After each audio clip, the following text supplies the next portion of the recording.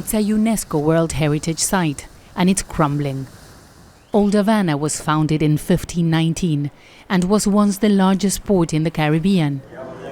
But now many houses are falling apart. Fernando Ramirez Mendoza says the ceiling collapsed just before we arrived. With the high prices, it's almost impossible to fix the house. I'm retired. The problem is salaries are low and what we earn as pensioners isn't enough, so we can't afford to repair our houses. Cuba is struggling with a soaring inflation, economic mismanagement, and a US embargo.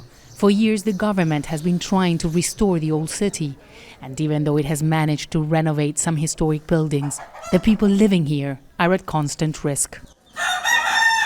The housing situation is particularly dire in Old Havana. Local news reports show that buildings are collapsing quite frequently. In this one where we are right now, that wall that you can see there collapsed in October last year, killing a 5-year-old girl.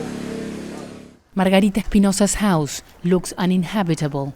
She says it's an example of what is happening all across the country. She has been asking the government for help for years because she cannot afford to buy food and pay for repairs. Look at this. Everything is falling apart. Life in Cuba is too difficult these days, but we have to keep going. I was born here and I would like the authorities to fix our house. My mother is in the United States. As soon as I can, I want to leave and go there. The COVID-19 pandemic devastated the already struggling economy.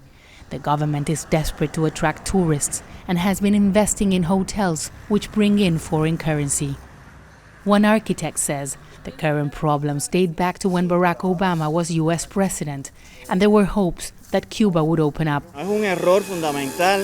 It's a fundamental mistake. It has to do with state money that's being invested in things that I believe are not priorities. The thinking was that with Obama, things would improve. That didn't happen, and then Trump imposed new sanctions and tourism did not increase. Now they've constructed new buildings, but many people still have nowhere to live. And people in Old Havana know that all too well.